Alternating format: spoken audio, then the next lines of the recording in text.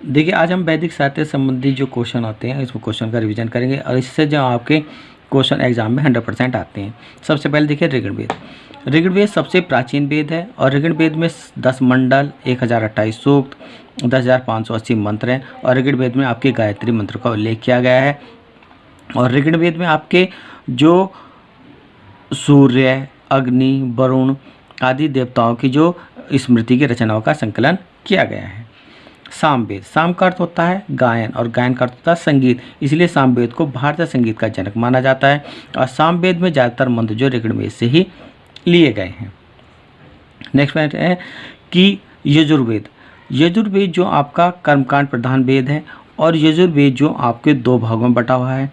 कृष्ण यजुर्वेद यानी कि जो कि गद्य के रूप में जाना जाता है। शुक्ल यजुर्वेद जो कि आपके पद के रूप में जाना जाता है। तो यजुर्वेद ही एक आपका ऐसा वेद है जो कि गद्य और पद दोनों में रचा गया है। नेक्स्ट है अथर्ववेद। देखिए अथर्व का जो अर्थ होता है वो होता है पवित्र जादू और अथर्ववेद में आपके रोग निवारण, राजभक्ति, विवाह, प्रणय, गीत और अंधविश्वासों का वर्णन किया गया है। तो ऋग्वेद में देखिए कृषि का वर्णन, तंत्र मंत्र, जादू टोने का वर्णन किया गया है। इसके बाद है आपका उपनिषेद।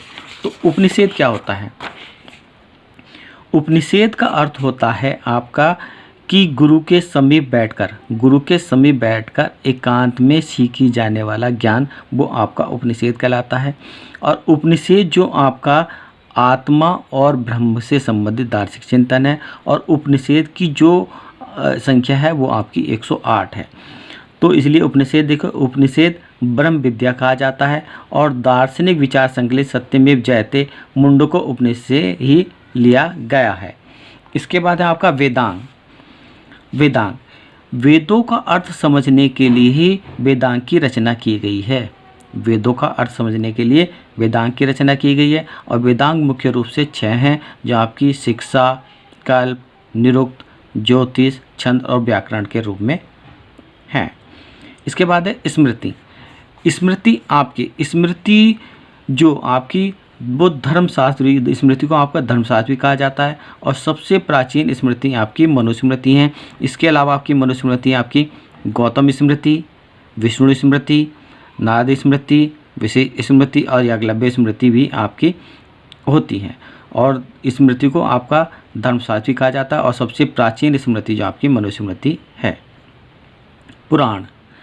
पुराणों की संख्या 18 है और इसमें सबसे प्राचीन जो पुराण है वो आपका मत्स्य पुराण है